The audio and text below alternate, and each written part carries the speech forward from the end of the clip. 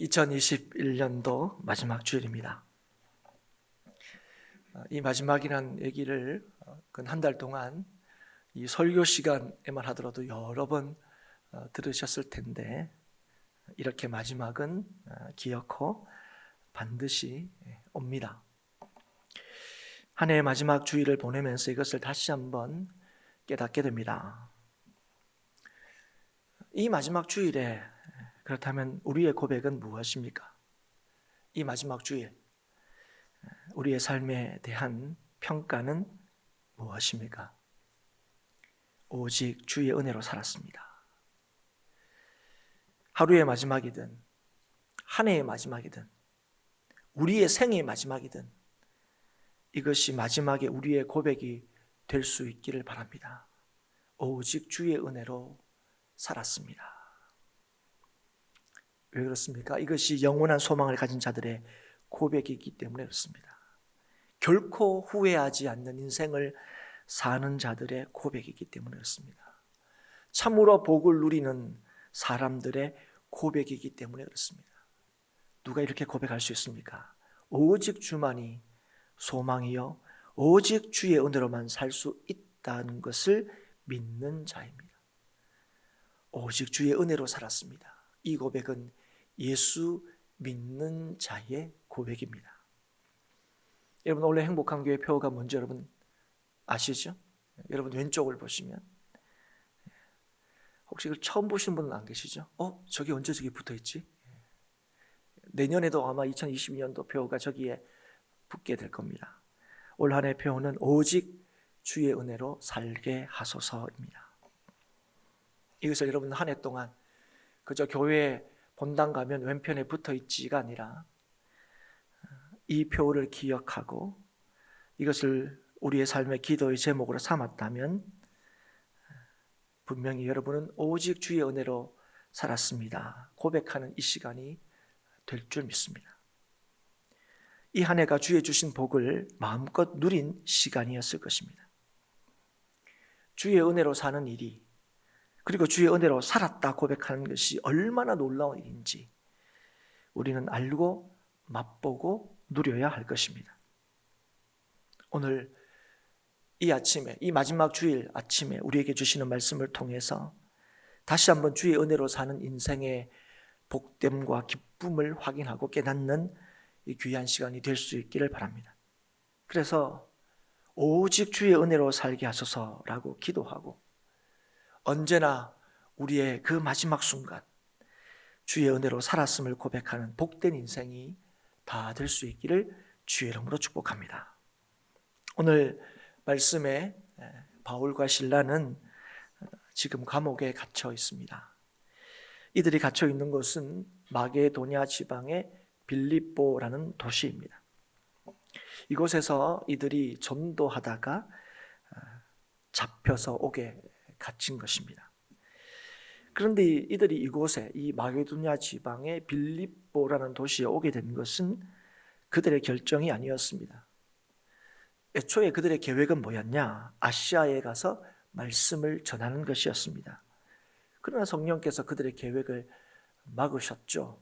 그리고 환상을 통해서 마게도냐로 가라 하는 이 환상을 보고 이들은 그들의 계획을 바꾸어서 이 마게도냐로 오게 된 것입니다.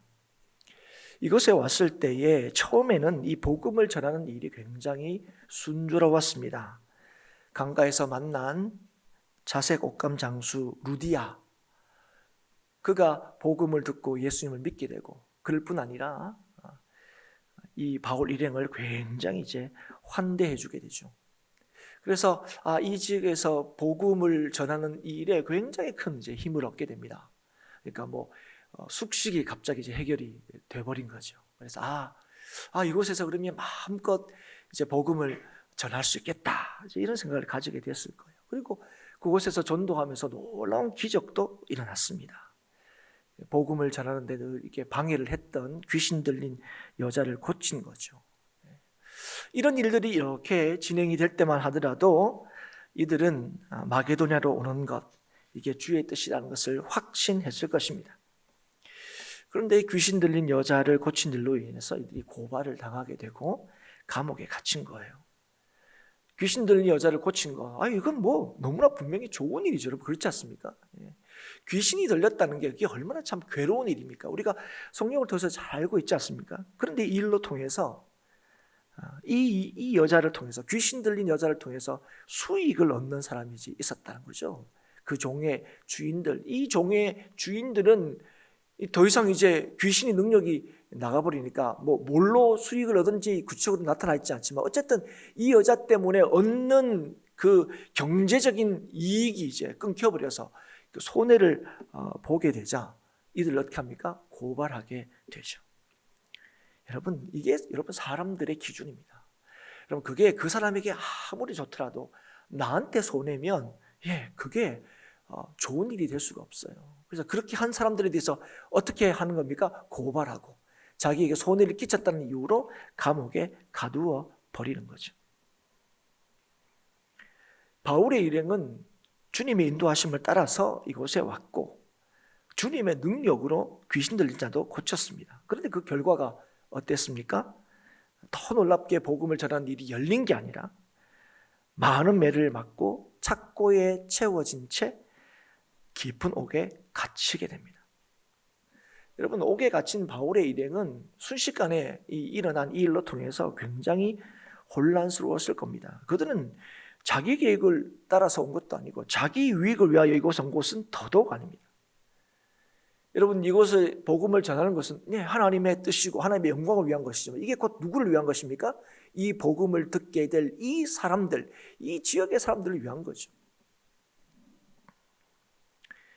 그런데 자기들은 이걸 위해서 열심히 하고 있는데, 그리고 귀신 들린 자도 고쳐졌는데 오히려 이렇게 감옥에 갇히는 이런 일을 당하게 되자 자신들의 기대와는 다른 그런 상황이 펼쳐지게 되자 아마 그들은 주의 인도하심에 대해서 의심했을 수도 있었을 겁니다. 정말 주의 인도하심이 맞나?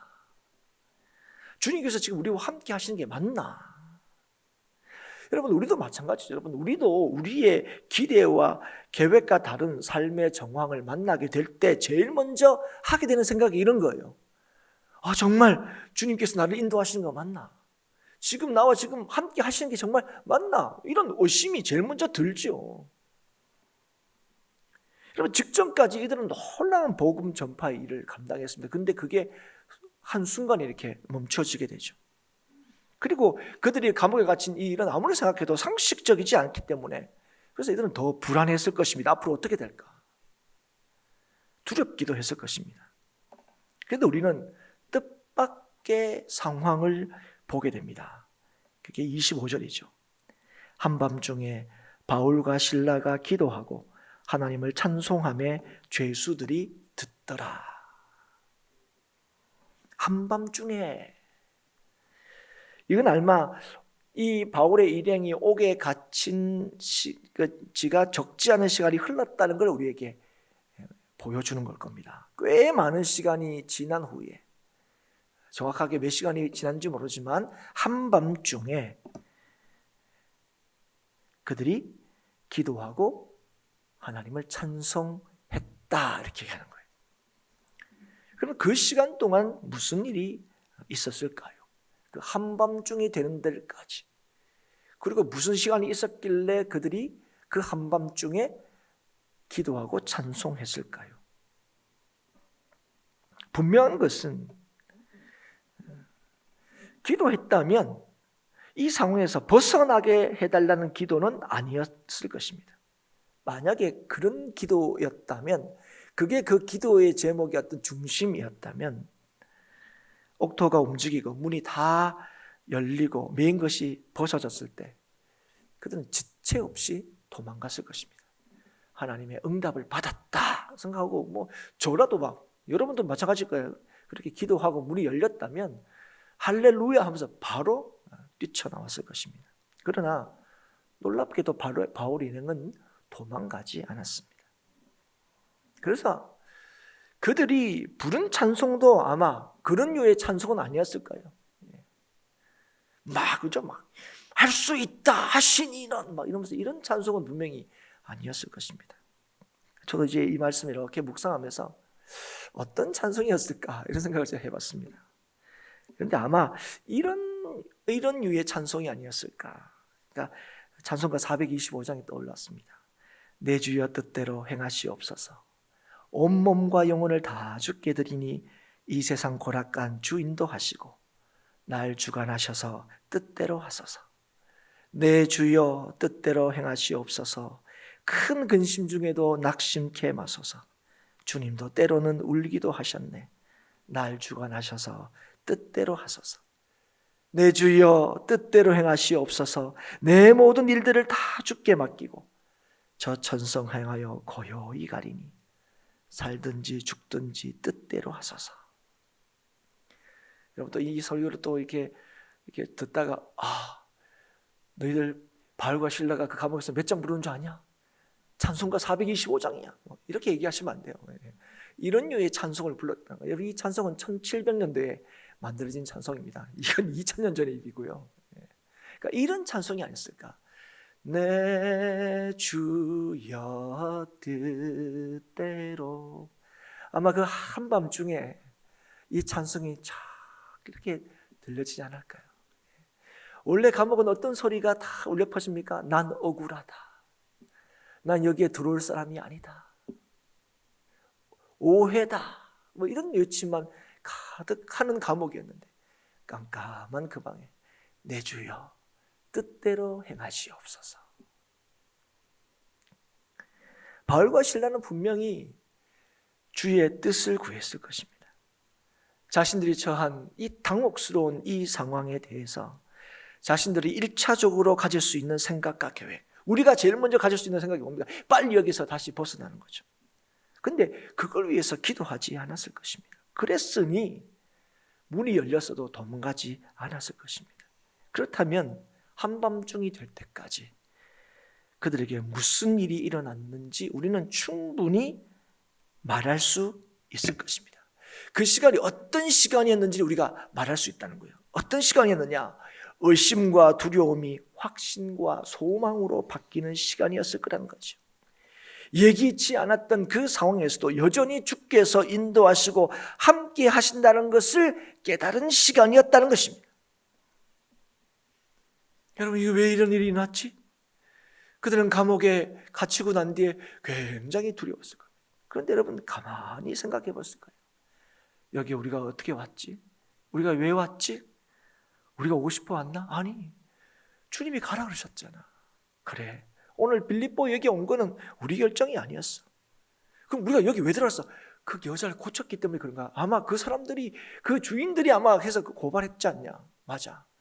그런데 그 귀신 들린 여자는 우리 능력으로 고친 건가? 아니지. 주의 능력으로 고치신 거지. 그러면 이곳에 온 것도, 그리고 심지어 이 감옥에 갇힌 것도 뭐 때문이야? 주님의 인도하심 때문이다 하는 것을 깨달았다는 거예요. 재수가 없어서, 운이 없어서 괜히 그 여자를 고쳐서, 그게 내가 고친 것처럼, 내가 뭔가 한 것처럼 그렇지 않았다는 거예요. 주님의 인도하심을 따라 했더니 여기까지 오게 되었구나. 그래서 여러분 당연히 그 다음에 뭘 알게 되었습니까? 그럼 이곳에서도 우리를 인도하신 주님께서 함께 계시는 거잖아. 장소는 분명히 절망적인 곳이었습니다. 여러분 인생에서 가장 절망적인 장소라면 그게 뭡니까? 그게 감옥이에요. 그래서 죄 지은 사람을 감옥에 넣는 거잖아요. 그러나 그들은 그곳에서 두렵지 않았을 것입니다. 아마 시편 23편 4절의 말씀을 여러분 엎드렸을지도 모릅니다. 내가 사망의 엄침한 골짜기로 다닐지라도 해를 두려워하지 않을 것은 주께서 나와 함께 하심이라. 주의 지팡이와 막대기가 나를 안위하시나이다. 이 절망적인 깜깜한 이 감옥 안에서도 주님께서 나와 함께 하신다 하는 것을 알았을 것입니다. 그리고 그곳에 변함없는 주의 은혜가 있다는 사실을 알게 되었을 때에 그들의 기도는 무엇일까요? 주님, 너무합니다. 이곳에 우리를 두시다니요. 빨리 꺼내주세요. 이게 아니었고, 그래서 주님, 여기서도 주님의 은혜를 따라 살게 해주십시오. 겁내지 말고 두려워하지 말고 이곳에서도 여전히 주의 은혜를 따라 살게 해주십시오. 기도했을 것입니다. 이곳에서도 어떻게 해볼 수도, 아무것도 해볼 수 없는 그 상황 속에서도 이곳에서도 주의 뜻이 이루어지는 삶을 살 수 있기를 그들은 소원했을 것입니다. 그래서 여러분, 그들의 기도와 찬송은 평안의 소리였을 것입니다. 절망의 감옥을 평화롭게 만들었을 것입니다. 억울해요, 그런 외침만 가득했던 그 감옥에 내 주여 뜻대로 행하시옵소서. 살든지 죽든지 주의 뜻대로 하게 없어서. 이 놀라운 이 평화의 찬양이 그 깜깜한 이 감옥을 가득 채웠을 것입니다. 그렇게 말할 수 있는 이유가 무엇입니까? 죄수들이 옥문이 열리고 착고가 풀렸을 때 죄수들이 도망가지 않았기 때문에 그렇습니다. 아니, 바울과 실라가 도망가지 않은 건 그럴 수 있다 쳐요. 오늘 우리가 말한 것처럼 그곳에 주의 인도하심이 있지, 함께 하시지, 그걸 알았기 때문이라고는 하지만 그 죄수들은 왜 그 밤에 옥문이 다 열렸는데도 도망가지 않았습니까? 뭘로 설명할 수 있겠냐고 이거예요. 그 설명할 수 있는 근거는 딱 하나밖에 없습니다. 한밤중에 바울과 실라가 기도하고 하나님을 찬송하며 죄수들이 듣더라. 죄수들이 듣더라. 바울과 실라의 기도와 찬송을 죄수들이 들었다는 겁니다. 여러분, 감옥은 죄수들에게, 누구에게나 마찬가지지만 그 갇힌 죄수들에게는 더더욱 벗어나야 할 절망의 장소입니다. 그래서 아마 죄수들은 풀려날 만만 거기서 기다렸을 거예요. 그리고 도망갈 수 있는 상황을 늘 꿈꿨을 것입니다. 그런데 그런 날이 왔어요. 그런 상황이 주어졌습니다. 그런데 그들은 도망가지 않았습니다. 몇 명만 도망가지 않은 게 아닙니다. 아무도 도망가지 않았습니다. 간수가 자다가 깨어서 옥문이 열린 것을 보고 자연스럽게 생각할 수 있는 게 뭡니까? 죄수들이 다 도망갔구나 이거죠. 그래서 그의 선택은 뭡니까? 죽는 거죠. 그런데 자결하려고 할 때 바울이 크게 소리질러 말합니다. 뭐라고 얘기합니까? 내 몸을 상하지 말라. 우리가 다 여기에 있노라. 주의 인도하심을 받는 자가 억울하게 갇히고 빠져나올 수 있는 상황에서도 주의 뜻을 쫓는 것이 어리석어 보입니다. 그래서 무슨 일을 할 수 있을까? 그런 데서 무슨 일이 일어날 수 있을까? 하는 의문이 들기도 합니다. 때로는 주님께 우리가 구하는 방식이 주의 살아계심과 역사하심을 더 잘 보여줄 수 있을 거라고 우리는 때때로 여깁니다. 그래서 주님이 하시는 일이 때로 이해할 수 없을 뿐만 아니라 너무 답답하게 여겨질 때도 있습니다. 좀 이렇게 하시면 뭔가 좀 일이 될 것 같은데 왜 하나님, 그 능력 하나님께서 왜 아직도 이러고 있으십니까? 그런 마음이 들 때가 있지 않습니까? 우리 가정에 대해서도 작게는 우리 가정이 좀 이렇게 해주시면 제가 멋지게 주님 섬기고 하나님의 살아계심을 얘기할 것 같은데 왜 주님 그렇게 역사 안 해주시고, 우리 교회는, 이 나라에 있는 이렇게 역사해 주시면 멋지게 하나님의 살아계심을 사람들이 다 인정하고 그렇게 하나님 다 섬길 텐데 왜 하나님이 그렇게 역사 안 해주는지 속이 터질 때도 여러분 혹시 있지 않습니까? 그래서 오늘 여기 이것만 보더라도 주의 말씀에 순종하고, 그래서 그 계획조차도 바꾸어서 하나님의 뜻을 따라 행하는 이 바울을 감옥에 가두는 거, 이거 결코 하나님의 복음의 역사에 그게 좋은 방법이 아니라고 생각합니다. 그런데 사랑하는 여러분, 주의 뜻을 신뢰하고 주의 은혜로 살기를 구하는 자들을 통하여 이루시는 하나님의 역사는 참으로 놀라운 것입니다. 여러분, 무슨 일이, 무엇이 이 일을 가능하게 할 수 있을까요? 우리가 다 여기 있노라. 여러분, 무엇이 이 일을 이룰 수 있다고 여러분 생각하십니까? 주의 은혜로 살고자 하는 자는 이 하나님의 놀라운 역사를 보게 되는 거예요. 사람을 바꾸고 세상을 바꾸는 일에 쓰임을 받게 되는 거예요. 그날 한밤중에 감옥에서 일어난 일은요, 사람이 할 수 없는 일입니다. 옥토를 움직이고 옥문을 여는 것을 말하는 게 아닙니다. 여러분, 이건 오히려 사람이 할 수 있어요. 여러분, 옥토를 움직이는 거 사람이 할 수 있습니다, 여러분. 옥문을 여는 것도 사람이 할 수 있어요. 하지만 우리가 다 여기 있노라. 이것은 사람이 할 수 없는 일입니다. 누가 주님의 역사의 증인일 수가 있습니까? 그것은 변함없는 주의 은혜를 어떤 상황 속에서도 믿고 신뢰하고 따르는 자입니다. 우리가 오늘도 주의 은혜로 살게 하소서 기도해야 하고 구해야 하는 이유인 것입니다. 누가 하나님의 살아계심의 역사의 증인이 될 수 있는가?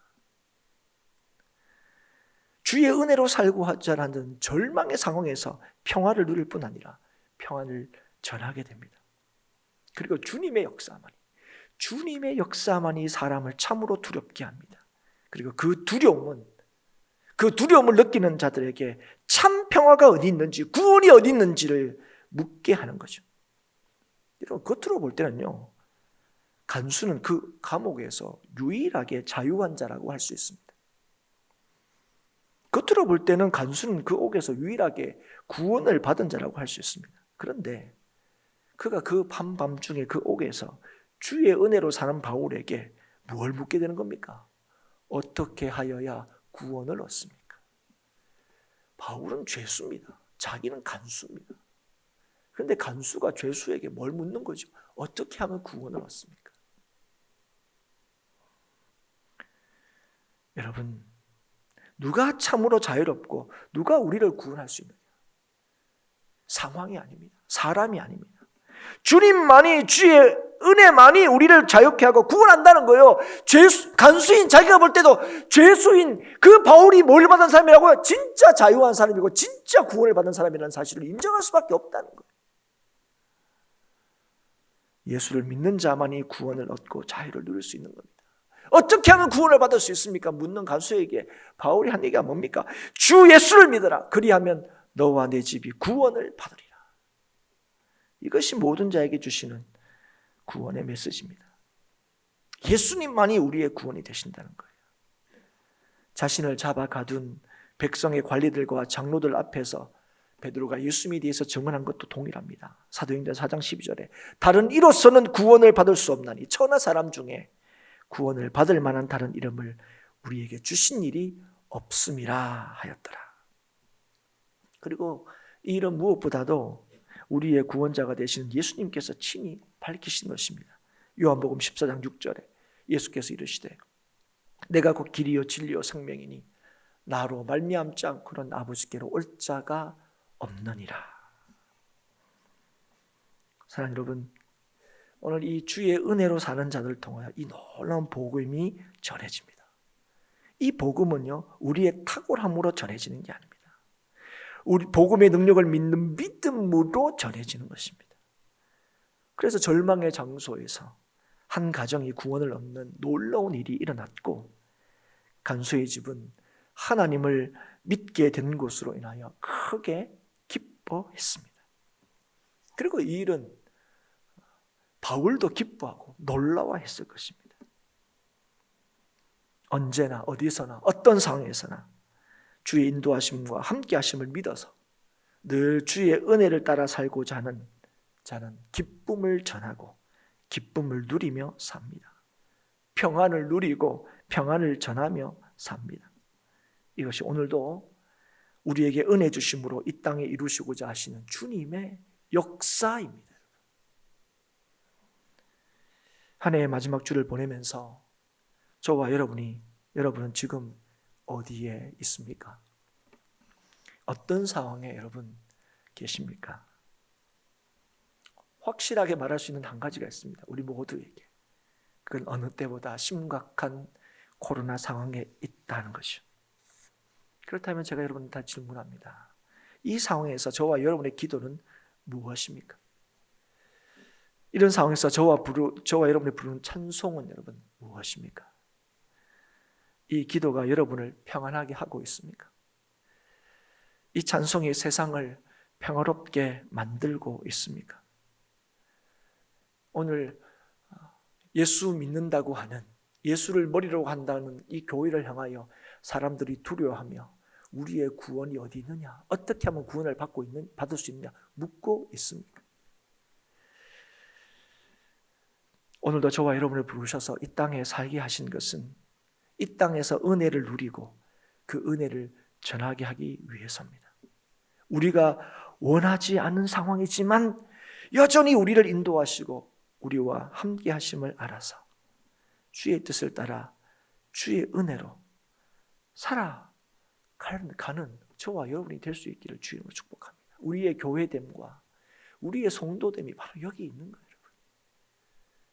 남들은 다 겪는 어려움은 우리가 안 겪는 것으로 주님의 함께 하심과 살아계심을 경험하는 게 아니에요.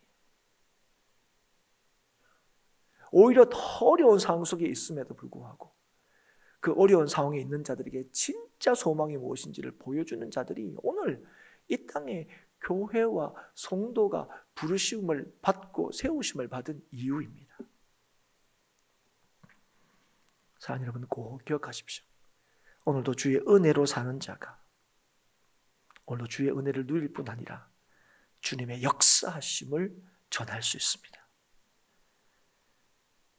그리고 그 은혜를 의지하는 자를 통하여 복음이 전해지고 복음을 기뻐하는 일이 계속될 것입니다.